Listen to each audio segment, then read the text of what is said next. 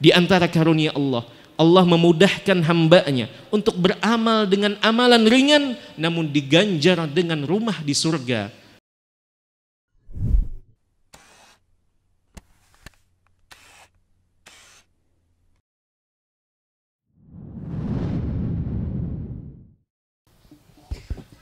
Assalamualaikum warahmatullahi wabarakatuh.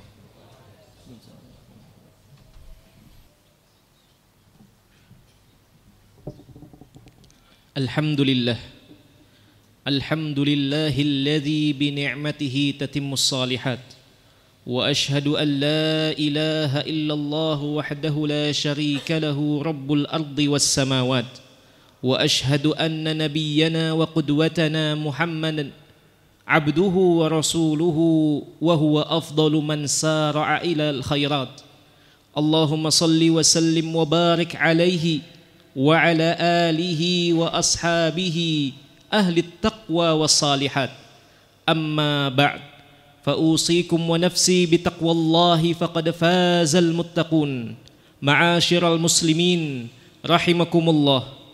Khatib mewasiatkan dirinya sendiri dan seluruh kaum muslimin agar senantiasa meningkatkan ketakwaan kepada Allah, karena dengan takwa dan sesuai dengan kadar ketakwaan masing-masing hamba, mereka akan memperoleh derajat-derajat di surga sesuai dengan kadar ketakwaan tersebut. Kaum muslimin, Allah Ta'ala berfirman, lakinil ladzina taqaw rabbahum lahum ghurafun min fawqiha ghurafun mabniyatun tajri min tahtihal anhar. Bagi orang-orang yang bertakwa dan takut kepada Tuhan mereka, ghurafun, kamar-kamar, di atasnya terdapat kamar-kamar lagi yang dibangun di atas sungai-sungai yang mengalir. Wa'dallahi la yukhlifallahul mi'ad. Itulah janji Allah dan Allah tidak sekalipun menyelisihi janjinya. La dara lil mar'i yaskunuha. Tidak ada rumah keabadian yang akan ditempati oleh seseorang illa allati kana qablal mauti yabniha, kecuali satu rumah, satu kediaman yang dibangunnya sebelum ia meninggal. Faman banaha bi khairin taba maskanuh. Barang siapa membangun rumah keabadian itu dengan amal kebajikan, maka sungguh itu akan menjadi rumah dan kediaman yang nyaman. Wa man banaha bi syarrin khaba baniha. Adapun orang yang membangun rumah keabadiannya dengan amal-amal buruk, maka sungguh penghuni rumah itu akan sengsara. Ma'asyiral muslimin, mengedepankan dan memprioritaskan kepentingan akhirat dan ambisi untuk mengejar akhirat merupakan prinsip hidup yang coba ditanamkan oleh Nabi kita Nabi Muhammad sallallahu alaihi wasallam kepada diri para sahabatnya. Ketika Nabi sallallahu alaihi wasallam melihat ada salah satu perhiasan dunia di depannya, Nabi mengucapkan kalimat ini sembari memperdengarkannya kepada para sahabat beliau. Beliau mengatakan, Allahumma innal aisha aisyul akhirah. Ya Allah, kami seru, kami jawab panggilanmu. Sungguh tidak ada kehidupan yang nyaman lagi abadi kecuali kehidupan akhirat. Kemudian dalam kesempatan lain, ketika Nabi SAW diberi sebuah hadiah indah oleh salah seorang raja Nasara dari bangsa Arab, dari daerah Daumatu Jandal. Kemudian hadiah itu dibuka di hadapan para sahabat Nabi SAW. Hadiah itu berupa sebuah jubah yang terbuat dari kain sutra nan indah dan dihiasi dengan rajutan-rajutan dari benang-benang emas. Para sahabat ketika melihat hadiah itu dibuka, mereka sungguh merasakan kekaguman dan decak takjub kepada hadiah yang dihadiahkan kepada Nabi SAW. Mereka takjub terhadap kelembutan kain sutra tersebut serta keindahan corak benang-benang emas. Kemudian Nabi SAW memperingatkan mereka Ata'jabuna min hadhil jubbah, apakah kalian semua ini kagum terhadap jubah yang ada di hadapan kalian ini?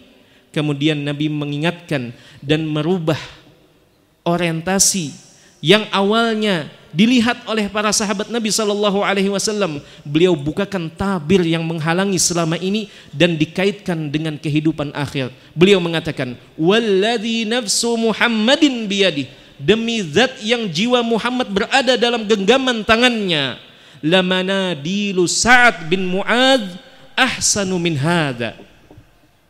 Demi Allah, kata Nabi, sapu tangannya Sa'ad bin Mu'adz radhiyallahu taala anhu di dalam surga itu jauh lebih baik dari jubah yang sedang kalian lihat ini. Demikian pula di hadis yang lain Nabi menegaskan kepada para sahabatnya, maudhi'u sautin fil jannah khairun minad dunya wa ma fiha. Tempat meletakkan cemeti di dalam surga itu jauh lebih baik daripada dunia dan seisinya. Ma'asyiral muslimin rahimakumullah, di antara karunia Allah dan kemurahan Allah kepada hamba-hambanya, Allah memudahkan dan membukakan pintu-pintu beramal dengan amalan ringan dan diganjar dengan sebuah rumah di surga. Bayangkan ma'asyiral muslimin, tempat meletakkan cemeti yang tidak berharga di dunia, tetapi begitu disandingkan menjadi tempat di akhirat, itu jauh lebih baik daripada dunia dan seisinya. Bagaimana dengan rumah itu sendiri? Bagaimana dengan istana itu sendiri yang ada di dalam surga Allah tabaraka wa ta'ala? Di antara karunia Allah, Allah memudahkan hambanya untuk beramal dengan amalan ringan, namun diganjar dengan rumah di surga.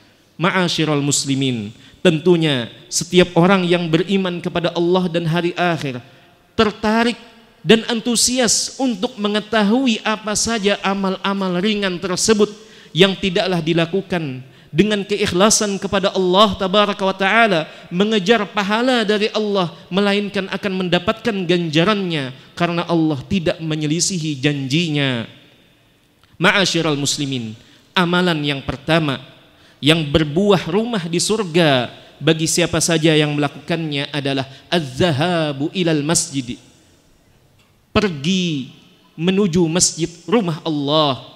Dalam sebuah hadis yang muttafaq alaih dari Abu Hurairah radhiyallahu taala anhu, Nabi sallallahu alaihi wasallam bersabda, man ghada ilal masjid aw rah, barang siapa pergi menuju masjid di pagi dan siang atau petang hari, a'addallahu lahu fil jannati nuzulan kullama ghada aw rah, maka setiap itu pula Allah akan persiapkan nuzulan. Nuzulan itu diartikan sebagai tempat persinggahan, tempat beristirahat bagi si hamba di pagi dan petang hari.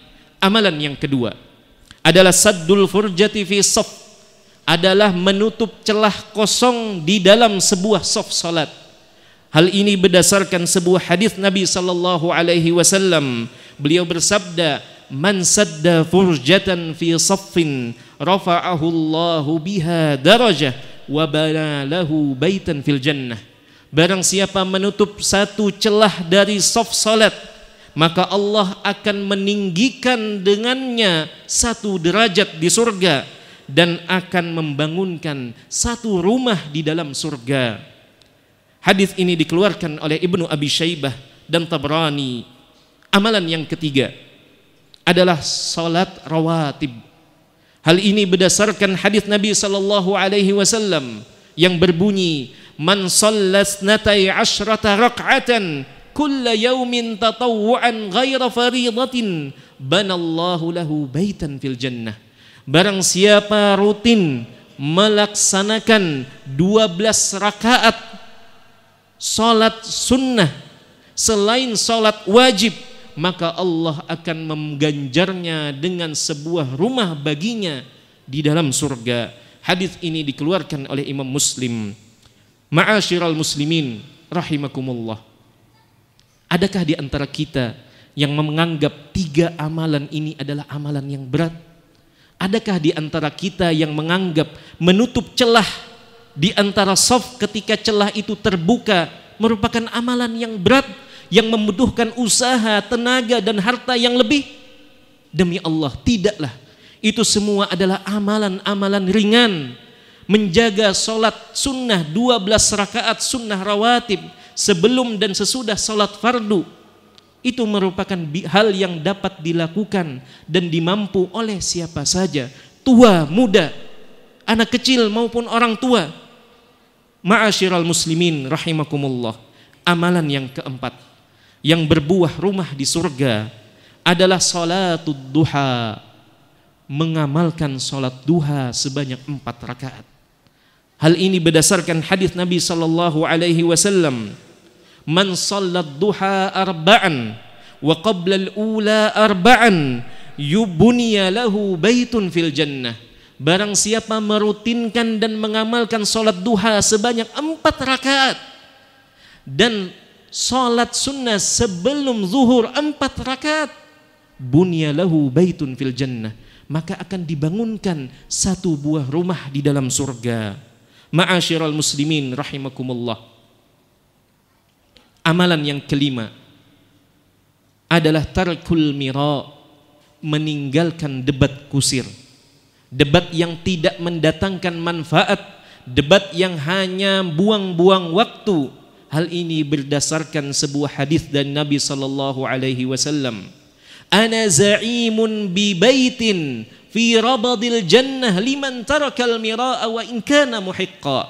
Kata Nabi sallallahu alaihi wasallam, aku penjamin, aku jamin sebuah rumah di pinggiran surga bagi siapa saja yang mampu meninggalkan debat kusir walaupun ia berada dalam posisi yang benar. Amalan yang keenam, ma'asyiral muslimin rahimakumullah, adalah tarkul kadzib, meninggalkan dusta walau sekedar bercanda. Hal ini berdasarkan hadis yang sama dengan hadis sebelumnya. Di lanjutan hadis tersebut Nabi mengatakan, wa ana za'imun bi baitin fi wasatil jannah liman tarakal kadhiba wa in kana maziha. Aku akan memberikan jaminan satu buah rumah di tengah surga bagi siapa saja yang sanggup dan mampu meninggalkan dusta walau sekedar bercanda. Kemudian ma'asyiral muslimin rahimakumullah, amalan yang ketujuh yang semua orang, kaya, miskin, tua, muda mampu melakukannya adalah husnul khuluq, memiliki dan menumbuhkan akhlak yang mulia.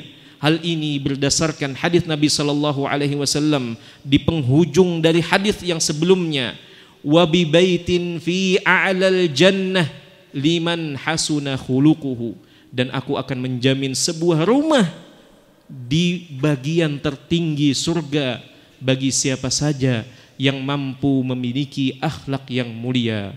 Aqulu qawli hadza wa astaghfirullah li wa lakum wa lisairil muslimina min kulli dhanb fastaghfiruhu innahu huwal ghafurur rahim.